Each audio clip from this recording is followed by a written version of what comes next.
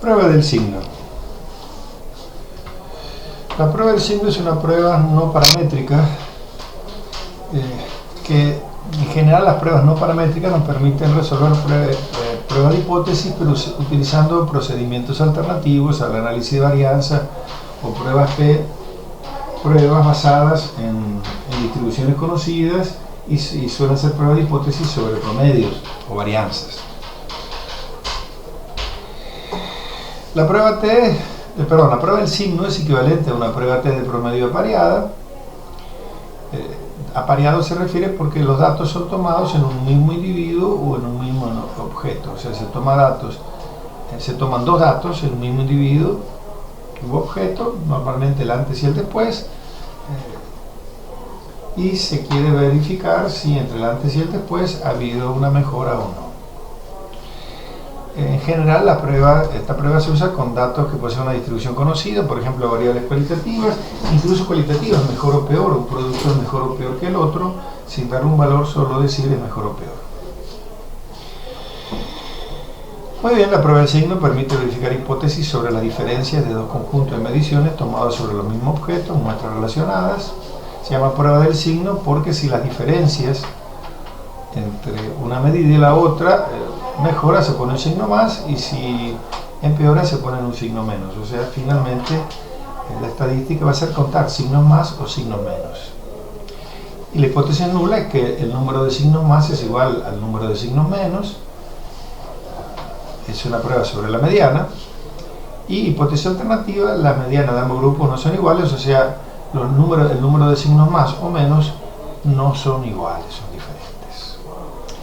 En hipótesis nula, considero que la probabilidad de más 0.5 y la probabilidad de menos igual a 0.5. De ahí viene la forma de cálculo, donde P es la probabilidad de los signos más y Q la probabilidad de los signos menos. En hipótesis nula, P y Q valen 0.5. Lo que se va a hacer es contar el número de signos más y se le hace una corrección de 0.5 dependiendo si el número de signos más es mayor que n por p, se le resta, o si es menor, se le suma.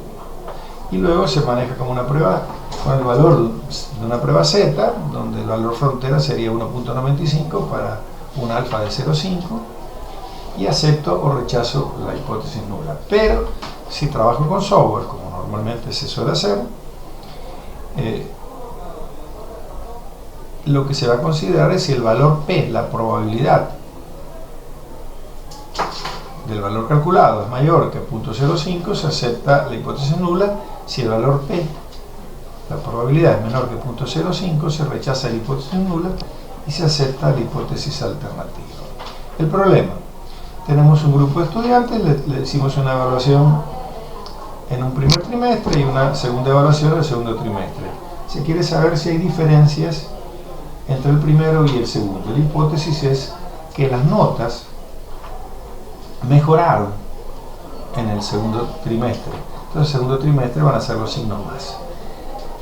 Vamos a resolver este ejercicio usando el software Infostat, que tiene una rutina muy sencilla para resolver una prueba del signo.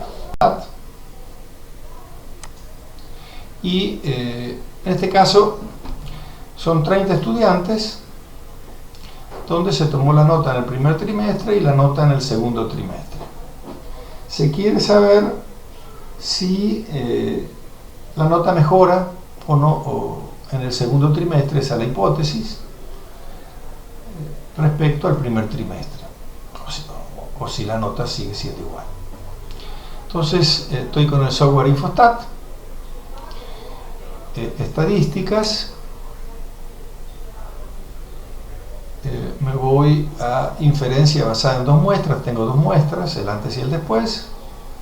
Tengo la opción de una prueba T apareada, dije, pero hoy vamos a resolverlo con la prueba del signo.